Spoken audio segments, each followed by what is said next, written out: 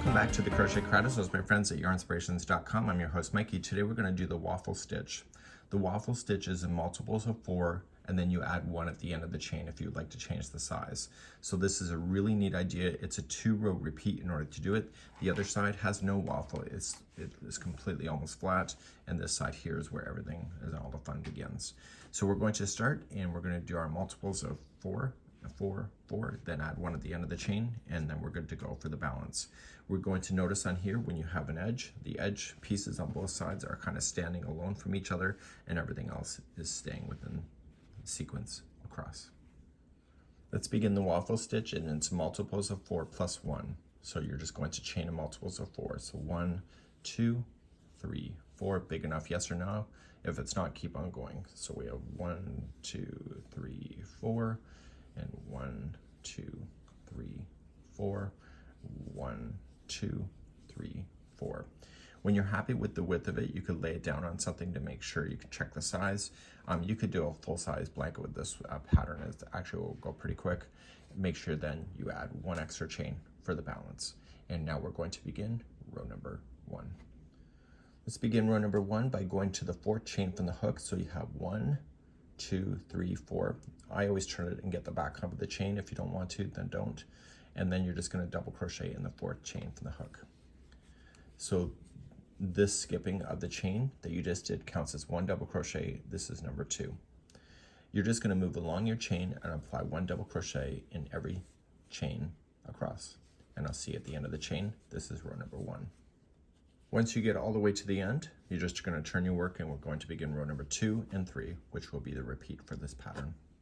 So row number 2 I'm about to start is the right side of the project. So when you're using this, this is the side that people will see. You're going to chain 3, which will count as your first double crochet, and it will be the first one that it's sitting above. And so everything's in sets of 4 going forward, and you'll see that happening here. So starting in the very next one here, you're going to go around the post and do a front post double crochet. So stay on the front side. And now the next 3, and that counts as the stitch that it's sitting in front of, so it counts as this one. So the next 3 here are going to be back post double crochet. So just wrap the hook and come from the back, stay to the back, and you're just grabbing it around the posts.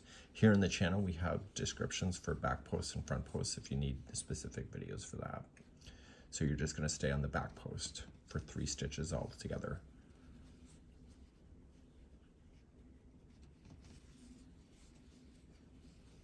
So this is creating the line that you see within the front side of the sample. The next one is going to be a front post double crochet again, and this creates a vertical line going up.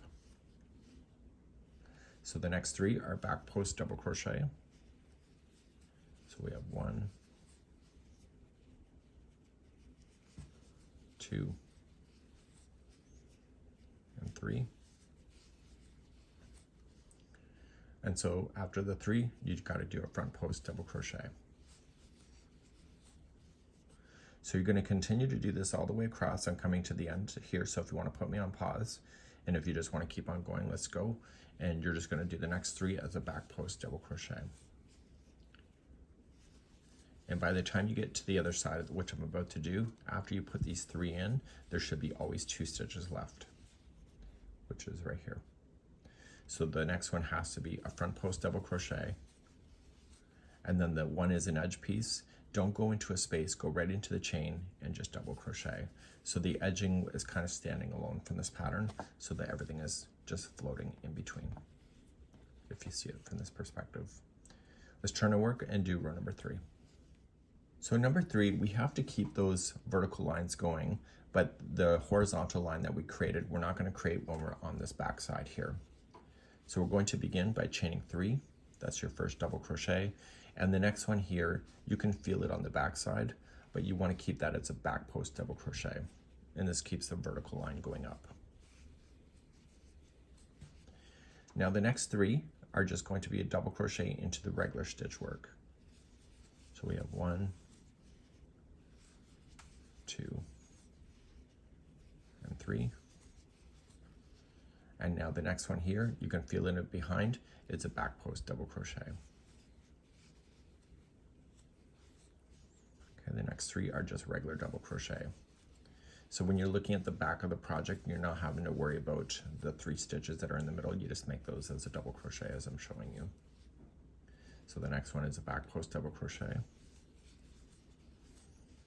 Okay, the next 3 are regular double crochet.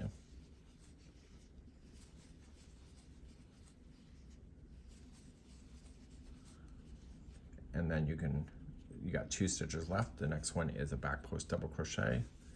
And then finally the edge stitch is just a double crochet into the chain work. And when we go to turn this around, you'll see the vertical lines are staying there, and this has an indentation that which you want within the stitch. Let's begin row number 2 all over again. So 2 and 3 are the repeat pattern, so it's exactly how I showed you before. You're just going to chain 3, and you'll do a front post double crochet around the first one here to keep that vertical line going up. Now the ones here, now that you can see the sets of 3, they're each going to be a back post double crochet to create the indentation again. So we have 1, 2, and 3. And now the next one is a front post double crochet to keep that vertical line going. So you see what you're doing here is you're just creating another stepping in the waffle. Okay, so the next 3 have to be a back post double crochet.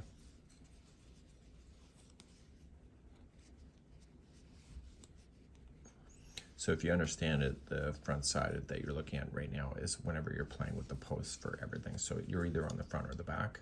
It's not till you turn it around and do the back side, is that you're just ignoring the stitches in between the posts and just making those as a regular flat stitch. So coming near to the end, you're just maintaining that vertical, and then the outside one is just a double crochet. So when you turn your work, you're going to chain 3. You keep your back posts there to keep the vertical lines going up, and then the ones in the middle are regular double crochets. And you keep doing this over and over, rows number 2 and 3, until you're happy. And I would end, if it were me and I were you, I would end on row number 3 in order to have the balance to make it look like the beginning, just like this. This is the waffle stitch. Hopefully you enjoyed, and please let me know in the comments.